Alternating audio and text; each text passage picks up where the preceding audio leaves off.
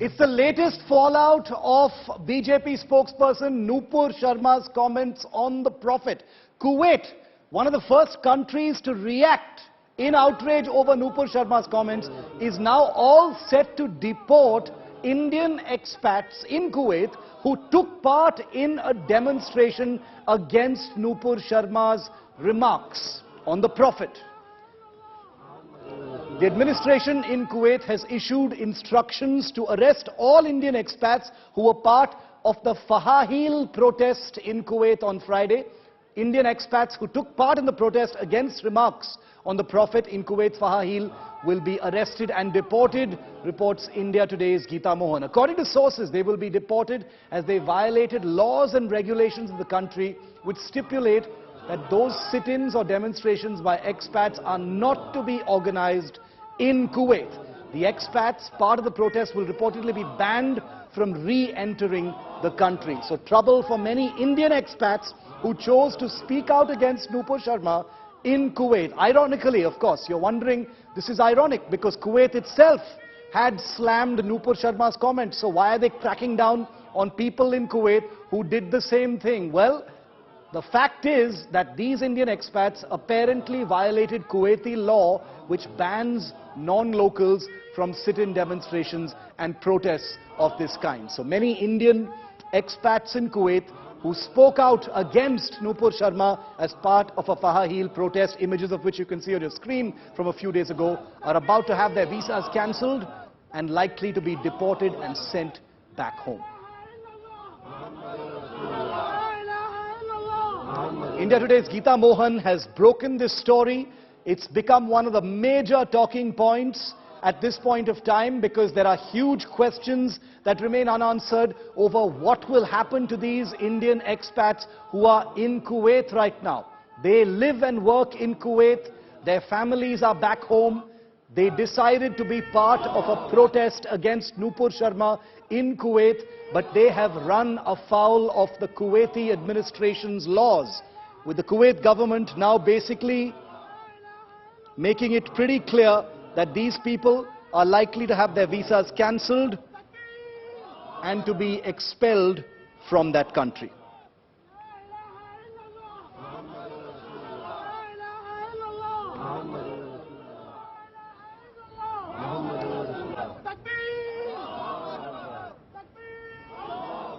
Images on your left are from the Fahaheel protest in Kuwait, where in that crowd there are many expats of different countries, including Pakistan and Bangladesh, as well as many Indians. The exact number of Indians who were part of the Fahaheel protest in Kuwait is not known. What we do know for a fact is that they were part of the protest and now they face action from the Kuwaiti government. It's one of the most ironic crackdowns, but Kuwaiti law dictates that no sit-ins or demonstrations are permitted on their territory by expats. Protests and demonstrations are generally looked down upon anyway, in countries like Kuwait, and Indian expats have basically run afoul of Kuwaiti administration.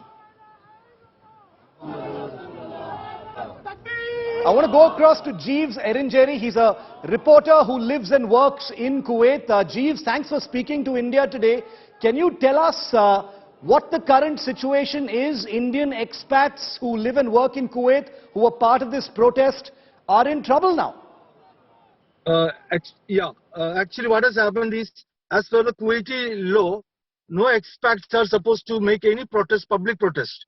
So that's the Kuwait law. So now that the law has been broke by these expat people.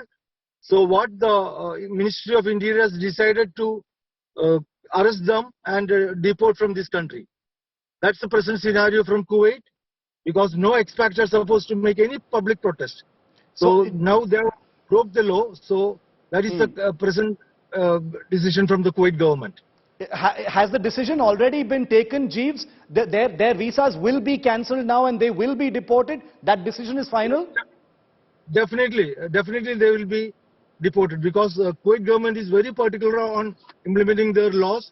They don't give any consideration. Actually, what I feel that when they went for a protest, they might have felt that it will be slightly soft-cornered. But Kuwait government is very particular on their, especially for their labor law and things like that. They are not supposed to make any kind of protest or any strikes, even any job issue also. They are not supposed to make any public protest. Earlier also incidents has happened. Those who have protested for some labor issues, they have been deported. So government is very strict and very particular about that. Do we know how many Indians were part of the protest, Jeeves? Exact number I am just working on it, and I can get back after a while. But there are Indians over there. Indians are there. How long will it take for them to be deported? The decision has been taken by the Kuwaiti government. How long before they are, made to leave the country? There won't be much delay for that, because these things, they will make it very fast. Within a couple of days, they will be deported. And there is no... Yes. Sorry? Please continue. Yeah, there won't be any soft corner in their law issues. So they don't have any recourse to appeal for this decision or anything like that. It's out. It's final. No chance for the time being. Even government of India is not going to intervene on this matter, and the Indian embassy is also. They are very particular about. They are always convinced the Indian citizens in Kuwait to implement the Kuwait law, all the laws. So I don't think they are going to get any support from the embassy side also. Have you had a chance to speak to any of the people involved in this protest, Jeeves, of what they are saying, what they are thinking right now? I think right now I don't have access right now. Maybe within a couple of minutes I can just join back. What kind of expats were these? Were these laborers? What kind of work were many of these people doing in Kuwait? Do we have a sense of that, Jeeves? The majority labor comes from India, then Pakistan, Bangladesh, Egyptians. They are the most maximum number of expats community in Kuwait. So generally, these are normal type of people who are involved in this kind of procession. Like protest procession. Just to get this right, Jeeves, which is what you were saying also, maybe some of these Indian expats were hoping that the government in Kuwait would go soft on them, because after all, they were speaking out against the same thing that the Kuwait government was also speaking out about on an official basis. But what you're saying is that the Kuwait government is very strict. As per the laws of the land, that's what they're acting on, even though technically what these protesters were saying was the same thing that the Kuwait government has said. No. But actually, Kuwait government. But that opinion was from a couple of MPs only, member of the parliament. It was not an official statement from Kuwait government. Right. So whatever is that MPs stood up and they made their comment in the public only, but nothing from the government officials. That's an important clarification. Yes. Yeah, that's the main reason, and they could not go. They will never show any soft corner to these kind of protests, and they want to make it. They want to make it very clear that they will not go anything apart from the law. That Kuwait government is very strict. So, Jeeves, you're saying that the Indian embassy cannot do anything right now? Have these people tried to contact the Indian embassy? There is nothing the Indian embassy can do for them? No, frankly speaking, they might have approached Indian embassy, but the Indian embassy could not go anything apart from the government of Kuwait. That's it. How do you see... please continue. Sorry for interrupting. Please continue. What I'm telling, the current Indian ambassador, His Excellency C.B. George, is a very, very helpful person. He is getting involved in all kind of international, all kind of requirements. But for breaking the law, they will never stand with any expats. So the people who are involved in these protests, they will face a hard time. No doubt about that. So this is, this is kind of scary. Just help us understand that. Just a couple more minutes with you, Jeeves. That, many of these people would have been spending months, if not years, working in Kuwait, and it all ends just overnight because of this, this error of judgment as far as the laws are concerned. Yeah.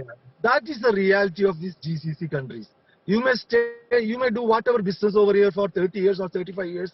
But once you have to, if you make something wrong, they are not going to check any of your past history, whether you are working here for 35 years or you are doing business here for 30 years. Anybody who breaks the law, they will be wiped out from this country. There is no doubt. And this will be a big lesson for all the expats, especially working in GCC. Anything goes across the law or trying to break the law, this will be a big lesson for all the expats. Because we Indian expats are getting a good support from the Indian embassy over here, and they are doing, they are getting involved in everything, even for their health issues, job part, or whatever scenario. But in these cases, they will be having a crossed fingers. Embassy will have a crossed fingers in the matter of these kind of lawbreakers. So this will be a big lesson for people who are working in GCC countries. So final question then, Jeeves, you're saying there's definitely no recourse. The Kuwaiti government is not going to go soft on this or reconsider its decision. They are going to crack down. They are going to cancel these visas and deport these individuals. My final question to you then is, how do you see it from Kuwait? You live and work in Kuwait.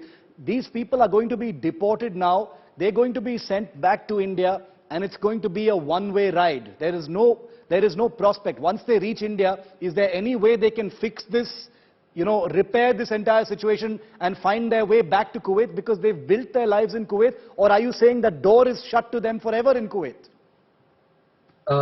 Okay, that miracles may have to happen once they reach India, then to come back, maybe that also will be a little hard. I can tell you one more example. You will not believe it. See, we got a civil ID here called government civil ID that which shows our identity. Okay, that should be carried by as per the law. Every time whenever they go out, they should carry this ID card. If they are not carrying these ID cards, they can be withheld by the Kuwait police or the concerned authority. So even I'll tell you some example. People who have just without carrying.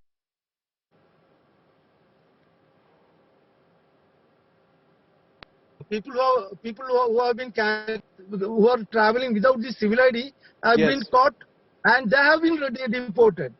And let me come to the point, because just people have just come down from their flats to main road and all without this civil ID for the local shop to purchase something also. If they didn't carry, they have been caught and they have been deported from this country. Things have happened like that way. So, living in these GCC countries, we must be very careful, obey all the laws and orders, otherwise we'll have a hard time. And, is this one of the big talking points, among the Indian community in Kuwait? We do know that there are a large number of Indians who, live and work in Kuwait, Jeeves. Is this the big thing that they're talking about right now? What is the mood in the community? Yeah, actually, experienced Indians who have been working here, they know about these rules and all.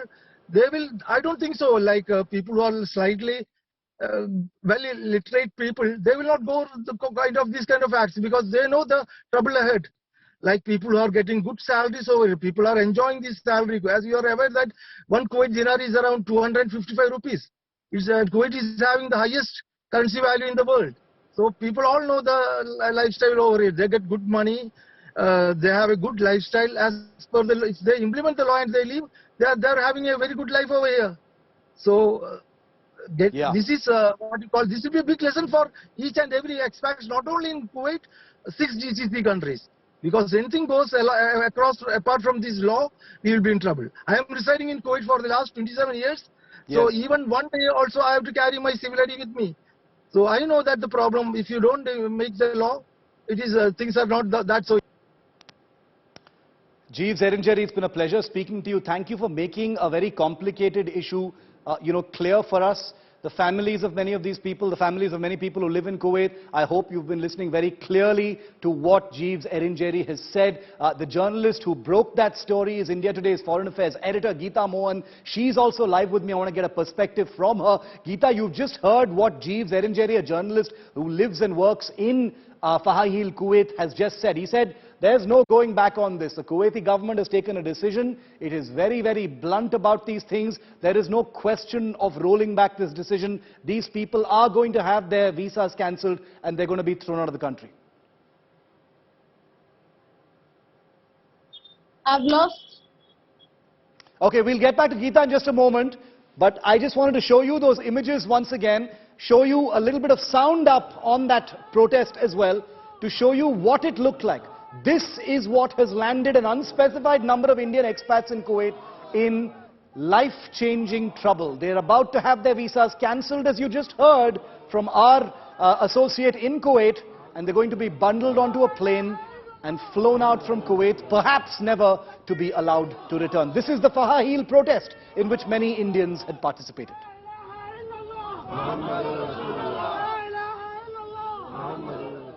We'll keep tracking that story and tell you much more about the people involved and what kind of recourse, if any, they have, considering what the Kuwait government is now going to subject them to.